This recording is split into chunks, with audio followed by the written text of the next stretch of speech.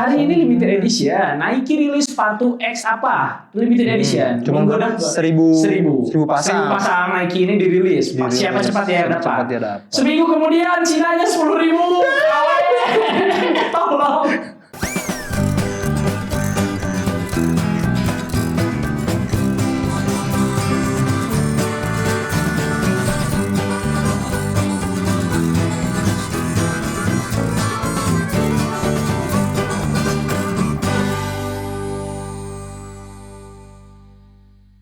Balik lagi di konten yang masih belum ada judulnya. Udah episode berapa nih? Udah episode 5 masih belum ada judul. Tapi nggak apa-apa, nggak ada judul, yang penting ada manfaatnya. Ada manfaatnya. Apalagi di konten kali kita akan spesial ngupas sesuatu yang nggak dibahas sama orang lain. Betul banget. Karena kita setiap minggu ini bakal selalu nyiapin materi-materi yang emang gak ada yang bahas. Gak ada yang bahas.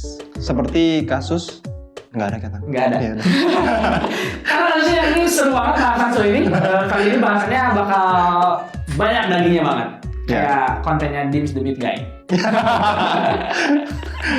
Oke deh, ada berita yang cukup seru hari ini. Beritanya cukup keren nih. Cukup keren hari ini. Tapi websitenya nggak terlalu keren ya.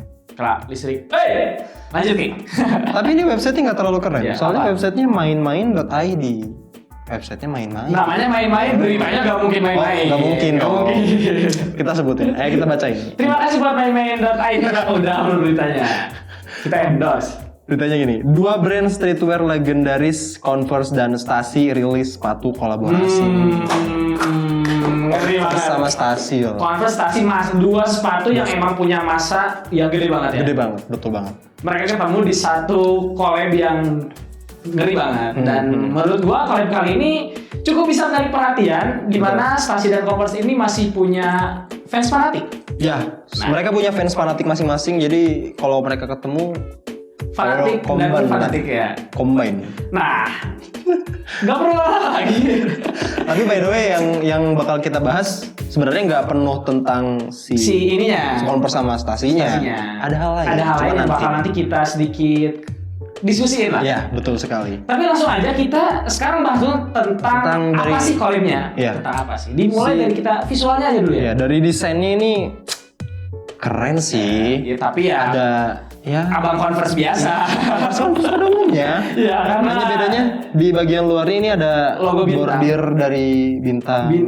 Bintang All Star ya Converse. Tapi disentuh dengan sentuhan ciri khas dari Stasi, yaitu ada dot atau titik-titik itu di setiap ujung-ujungnya. Oh iya, betul ini. Nah, makanya tulisan di tengahnya juga Ki, lihat. Oh iya, ini dari patch tengahnya juga di lidahnya All Star-nya pakai bintang yang tadi. Bintang kolaborasi.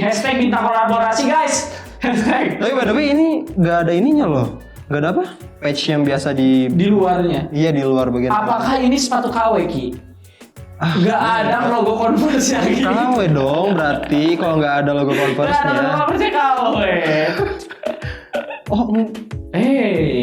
Apa tuh?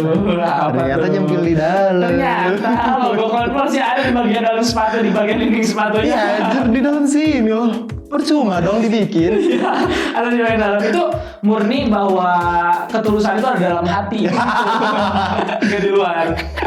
Betul. Dia menjauhi ria. Orang lain nyangkanya anjing minta Converse-nya gitu, berarti KW, suatu KW. Pas dibuka loh, di dalam. Anda pasti tidak punya. Harganya berapa ya? Nggak ada harganya, Pak. Ya. Ada versi yang satunya lagi, Ki. Oh, ini ada ada 2 versi. Ada 2 versi, yang satu lagi warna pink. Tapi gambarnya beda. Oh, logonya ini beda. Ini Stasi Surfman kalau nggak salah. Jadi logonya kayak orang lagi megang papan surfing gitu ya? Iya, mau ke sungai. Kok kayak gitu? Anda jangan salah di Indonesia dong. Di Sungai Kapuas main surfing. Anjay. Tapi uniknya nih, by the way, ngomongin tentang si collab ini nih. Zaman sekarang itu lagi hangat-hangatnya nih. Bukan beberapa. Emang banyak. Beberapa apa sepatu ini lagi tren banget sama dunia perkoleban. Dimulai dari brand luar negeri kayak yang paling baru Nike Travis Scott.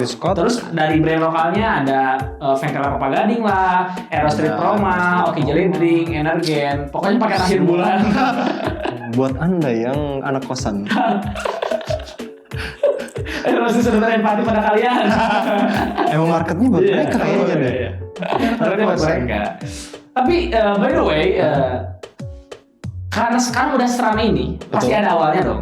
Iya. 100 itu diawali dari 1. Betul. Gak mungkin dong 100. Emang menurut lo kira-kira dunia perkoleban ini dimulai dari mana sih? Setahu gue ya, Iya, setahu gue tentang pengalaman yang gue nggak banyak tahu, tapi gue dikasih tahu. Ada Mr. X. Ada Mr. X. Mr. X ini sungguh sangat tahu semua. Tahu semuanya. Kita diberitahu sama Mr. X ini. Ini sneakerhead. Head. Nah, jadi Mr. X levelnya tuh jauh. Dia tuh bilang katanya sejarah kolaborasi itu dimulai dari brand-brand besar yang membuat kolam sendiri gitu. Jadi semisal kalau dulu tuh ada klub basket atau olahraga basket, itu terkenalnya dengan sepatu Nike. Pokoknya basket Nike. Bola Nike juga. Nah, running. Kalau running Adidas. Nah, kalau kayak senam aerobik itu Reebok. Iya, katanya Reebok. Tapi sekarang udah kayak Skechers. Sekarang udah Skechers. Iya, sekarang Skechers. Ibu-ibu yang suka senam Zumba pasti Skechers. Sekarang sepertinya pindah ke Skechers. Tapi menurut gue ya, justru si awal-awalnya sebenarnya collab ini tuh pecah-pecahnya banget. Bisa dibilang collab yang cenderung sukses ya. Salah satu collab tersukses itu adalah collabnya Nike dengan Michael Jordan saat itu, yang dikejar-kejar banget. Buat yang belum tahu, sebenarnya Air Jordan itu adanya tuh gak gampang dan bahkan dari gak ada. Oh iya, betul. Karena walaupun Air Jordan digaya Nike, sebenarnya Michael Jordan lebih suka pakai sepatu Converse. Betul. Dan yang nawarin collabnya itu bukan cuma Nike, tapi ada beberapa brand besar lain yang nawarin ke Michael Jordan juga. Gak cuma Nike berarti? Iya, gak cuma Nike, walaupun akhirnya endingnya sama Nike. Happy ending sampai sekarang. Happy ending sampai sekarang. Nah, selain itu juga kayaknya masih banyak ya collab-collab lainnya. Ya, banyak kolaborasi lain kayak. Tapi Jordan itu gimana ceritanya ya? Maksudnya kan awalnya kolaborasi ya Nike X. Berarti X atau enggak X. Nike itu dibikin Jordan. sepatu beda. Ini justru ini yang ngebedain. Konsep, anggap aja konsep kolaborasi ya, karena cukup sulit bilang perbedaannya antara sepatu-sepatu zaman dulu dengan strategi sepatu zaman dulu dan strategi sepatu zaman sekarang. Strategi kolaborasi zaman sekarang gitu ya. Kayak kebagi dua kolam gitu Ki. Misal ada kolam Nike Air Jordan, ada kolam Nike X Travis Scott gitu. Ya, Nike X Travis Scott. Oh, jadi ada perbedaan. Ada yang enggak ada X-nya, ada yang ada. Tapi ini maknanya juga beda banget.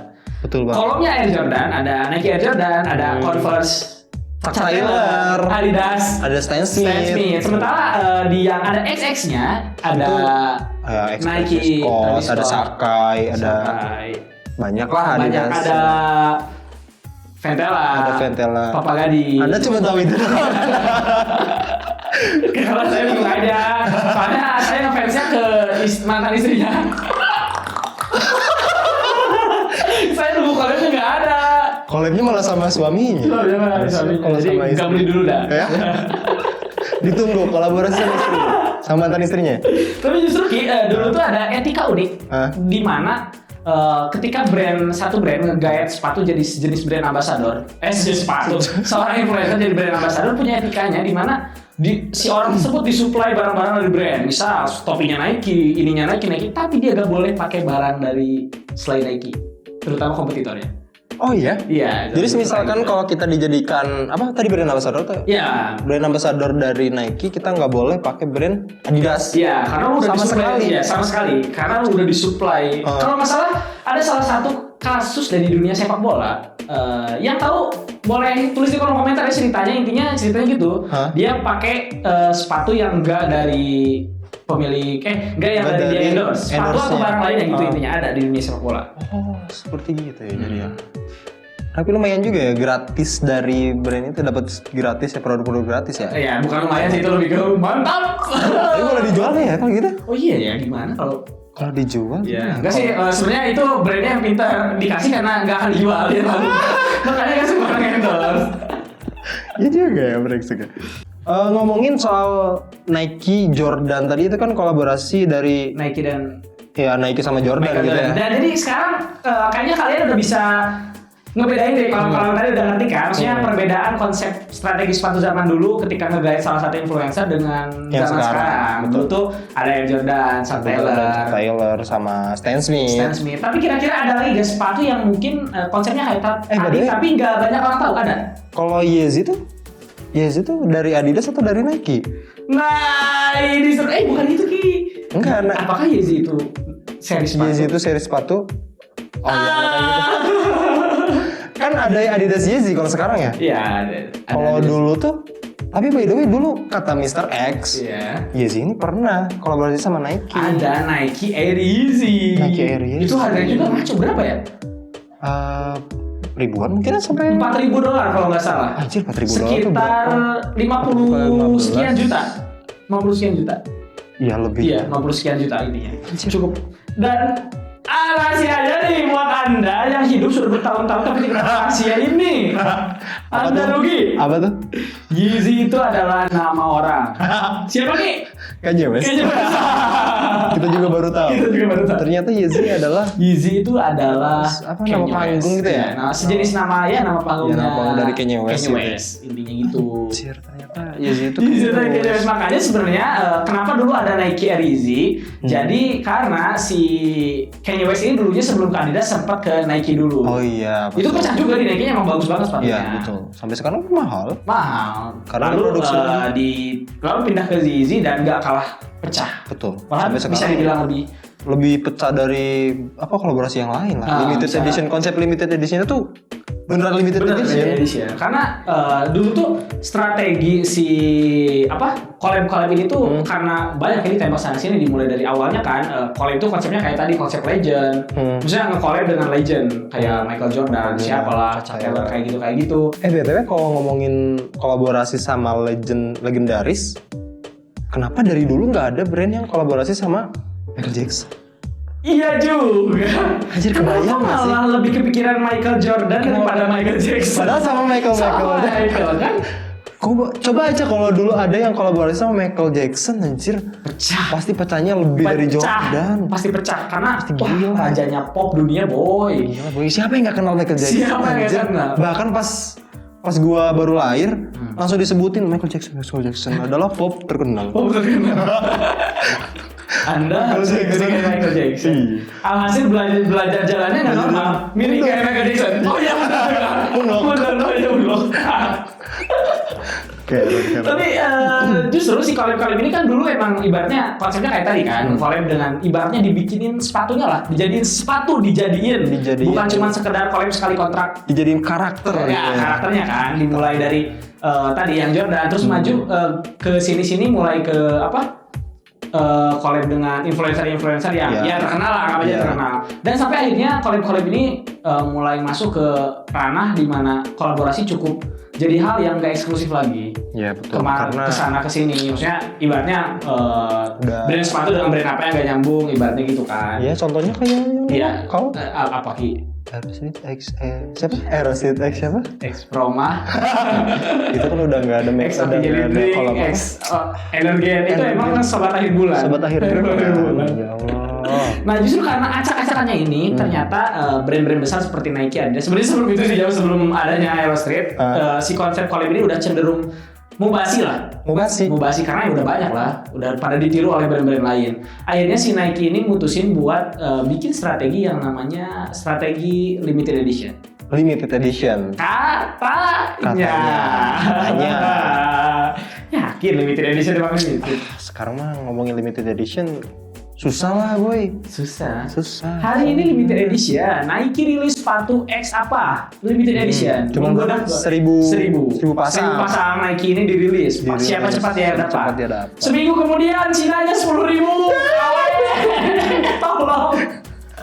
Jadi emang konsep limited edition tuh Gak akan bisa deh kayaknya. Gua punya sepatu limited edition. Gua keluar rumah mau pamer nih, keren sepatu gua. Pas keluar banyak yang pakai. Itu tidak limited edition dong. Hey. Percuma bikin 1000 pasang sepatu tapi dikawein sama Cina 10.000 pasang sepatu. Anjir, konsep limited edition tuh udah udah nggak ada lah. Karena emang si Cina ini tuh cenderung sebenarnya udah jadi rahasia umum. Betul. Cina ini emang lagi perang dagang sama Barat kan. Oh iya, mereka pernah bikin statement kayak gini.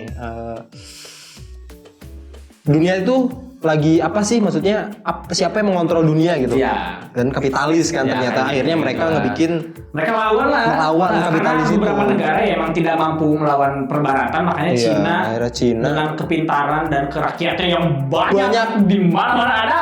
Berapa miliar? 2 kalau nggak salah. Maksud 2 miliar loh. Banget. Ya kali 2 Itu miliar. harga aslinya belum menyebar kemana-mana kan. Dengan mindset Chinese-nya itu emang jiwa Cina banget. Iya. Makanya mereka siap bersaing dengan Barat. Betul sekali. Salah satunya adalah dengan strategi tadi perang dagang dengan brand-brand Nike. Salah satunya menurut gua pribadi ya, semakin banyak Nike kawin sepatu Cina kawin sepatu Nike. Strategi intinya adalah ngejatuhin eksklusivitasnya. Setuju gak? Oh betul banget. Jadi iya. Jadinya Cina itu sengaja menghancurkan konsep eksklusivitas limited edition. Bukan limited edition aja, brand baratnya bahkan brand baratnya. Jadi kayak sepatu Nike. Jadi udah nggak ada. Ya walaupun harga masih mahal, harga masih ada, barang masih ada, tapi eksklusivitasnya nggak ada. Karena semakin banyak yang make, ya semakin nggak eksklusif aja. Kayak... Contohnya misal Reza Rahadian, seorang aktor bioskop. Bioskop tamu. Aktor yang dia sering tayang di bioskop. Iya betul. Kalau Reza Rahadian main sinetron di salah satu stasiun TV swasta, udah nggak eksklusif lagi. Betul sekali. Maksudnya sesederhana itu kan. Nanti jatuhnya Nike ada, tapi ya orang yang pengen eksklusivitas nggak akan nyari Nike. Iya, nggak akan nyari Nike. Malah custom sepatu. Iya, dan uniknya kedepannya ini ramalan aja. Suatu saat ketika Nike kehilangan eksklusivitasnya karena dikawin sama Cina. Dikawin terus Nike Bikin desain baru. Rilis 1.000. Kawin 10.000. Nanti jatuhnya ketika Nike udah gak eksklusivitas, yang naik adalah ya brand yang ngekawin itu. Iya, brand Cinanya. Bukan brand abal-abal, itu brand resmi Cina, brand jagoan Cinanya. Kayak apa Ki? Kayak ada Anta. Terus Li-Ning sama Peak tuh anjir desainnya cu. Kalau dulu tuh Li-Ning ya standar lah. Ini kedepannya kayaknya semakin hilangnya eksklusivitas Nike, Li-Ning, Anta dan sebagainya akan naik. Karena kalau lihat nih, kita bakal nunjukin beberapa contoh sepatu-sepatu dari brand Cina yang bukan Cina salah-salah, ini Cina serius. Bukan Cina salah-salah, ini serius, bukan Cina yang KW dari nembak itu ya. Hey, ini Cina gila loh. Cina, iya. Contohnya ada sepatu-sepatu yang emang unik banget kayak gini. Nah, lihat.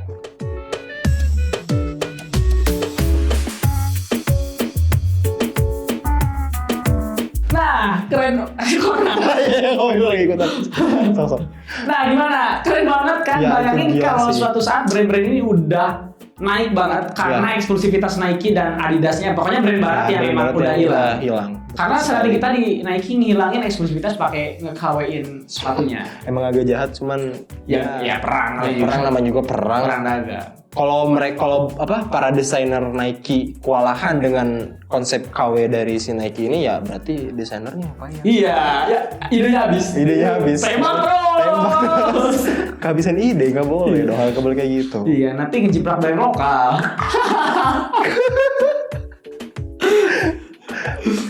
By the way, soal ngomongin KW Cina nih, kan kemarin gue pernah bilang kalau sepertiga sepatu itu salah satu media kan yang bilang kan, media Cina. Iya, media dari Cina, sepertiga dari sepatu dunia itu KW. Tapi setelah saya tahu ternyata nggak mungkin deh kayaknya nggak make sense gitu. Sepertiga sepatu dunia itu KW kalau dilihat dari konsep KW limited edition Nike. Ya, kayaknya Nike Ori 1.000 di KW 10.000 gak mungkin endingnya cuma 1/3. Gak mungkin 1/3. Kayaknya lebih ke 4/5. Lebih ke 4/5, bahkan 9/10. Iya. KW. Karena justru banyak orang yang nggak sadar. Betul. Sepatu jari atau KW karena apalagi orang itu Zimbabwe Selatan. Pokoknya sepatu dari thrift itu kan bekas bule. Iya. Katanya ori. Belum tentu bule beli ori. Anda coba lihat komentar di eBay ataupun Alibaba yang beli sepatu KW itu komennya orang barat semua. Anda tolong. Muhasabah Anda. Jangan bilang lebih baik ori. Anda beli sepatu dari thrift Itu belum tidak tentu ori. Belum tentu ori. Anda pikir orang barat beli ori semua? Beli sepatu ori semua. Anda pikir orang barat kaya semua? Iya, tidak. Miskin juga. Tidak ada. Kenapa kita bisa bilang 4/5, 9/10 sepatu itu ya, KW. Karena yang KW itu bukan Cina aja. Oh iya betul. Ada juga Vietnam, ada juga bahkan karya anak bangsa. Anak bangsa nggak cuma brand, anak bangsa yang bikin KW itu banyak. Jangan kira ya Anda. Emang Anda kira fans produk negara mana? Fans itu lokal. Ada nih yang banyak gudang fans Indonesia. Fans itu lokal loh. Saking lokalnya ada yang dari 50.000 sampai 500.000. Nah itu. Fans itu produk lokal. Fans itu produk lokal. Tapi iya, orang-orang kita tuh kalau bikin KW fans itu sampai hampir 9/10 miripnya ya. Mirip. Emang ya, karena kan emang balik lagi sepatu ori itu ya gak bagus. Maksudnya bukan gak bagus, bahannya gak susah-susah amat. Udah gampang dicampur. Malahan kayaknya yang bisa ngalahin produksi sepatu Cina tuh Indonesia deh. Dimulai harusnya. Dari sumber daya manusianya oke. Sumber daya alam. Alamnya oke. Semua bahan ada di kita. Harusnya Cina takut. Harusnya Cina takut ketar-ketir. Kalau aku jadi Cina ketar-ketir. Oh Indonesia kabur.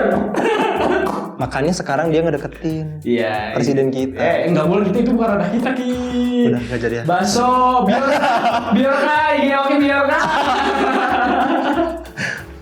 Tapi emang bener sih, maksudnya yang KW itu justru buat kalian nih, terutama yang suka teriak-teriak sepatu ori, kayaknya harus mulai lebih diteliti lagi sepatu ori itu kayak gimana. Apakah nge-KW-in kayak gimana atau nge-KW-in desain juga termasuk sepatu KW nggak sih? Contohnya kayak bukan sepatu tapi sendal lokal yang banyak banget itu. Ini. Hijack. Benar hijack. Fair-fairan aja kenapa kita bilang bisa kayak tadi? Ya. Itu kan sebulan hijack misal rilis 1.000. Brand-brand yang ikutin yang KW-in hijack itu berapa per bulan? Ya anjir, banyak banget ya. 10.000. Ya hampir konsep kayak Cina itu anjir. Ya, miris banget kan masalah lokal baru naik sedikit aja udah banyak yang wajib lah. Brodo dulu sepatunya yang ngeri banget, sepatu awal-awal Brodo tuh. Yang kulit. Iya, itu.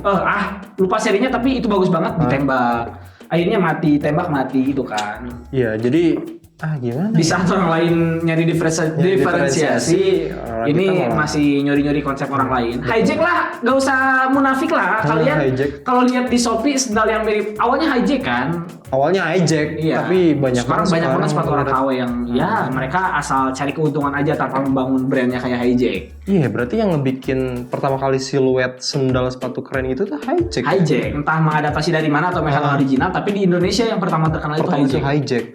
Sekarang jadi banyak. Respect hijack. Itu beneran local pride. Local pride hijack. Tanpa teriak local pride, hijack sudah membuktikan local pride-nya dengan kualitasnya. Betul sekali. Dan juga konsumen hijack tidak teriak-teriak local pride karena sepatu sendalnya aja 500.000. Dia beli hijack sudah support brand lokal. Nggak harus teriak brand lokal buat support brand lokal. Betul. Bukan Anda yang meraih pride ya.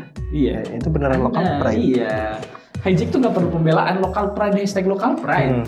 Mereka yang beli hijack udah pasti local pride, udah pasti bangga. Local pride, betul sekali. Tapi Ki, setelah kita bahas tadi agak panjang dan materi ini cukup seru ya menurut gua pribadi pun seru banget tentang masalah ini. Dan ini berdaging semua. Berdaging sedaging daging dims demit guy kalah. Dims demit guy kalah. Menurut lo ada hal gak yang bisa jadi kesimpulan nih yang gampang banget dicerna buat penonton kita? Jadi kesimpulannya karena banyaknya brand luar negeri yang terkenal dikawin sama Cina, jadi eksklusivitasnya hilang dan nggak ada konsep limited edition lagi gitu. Dan ini menguntungkan buat Cina. Jadi brand-brand mereka itu naik. Kalau brand-brand Cina terkenal, siapa yang bakal ngekawin? Siapa yang kawin Cina? Siapa yang bakal kawin Cina? Pertanyaan yang pet dan coba tulis di kolom komentar dan kita tunggu ya komentarnya. Kita tunggu komentarnya, nanti kita coba diskusi lagi. Ya. Nah, konten kali ini cukup sekian dengan pernyataan akhir yang bikin kalian ketar-ketir. Bikin otak kalian berpikir keras nih. Keras banget. Dan langsung aja gua Oke pamit undur diri. Jangan lupa buat like, komen, share, subscribe juga biar kalian gak ketinggalan konten terbaru dari kita nih. Oke, setuju. Sampai jumpa.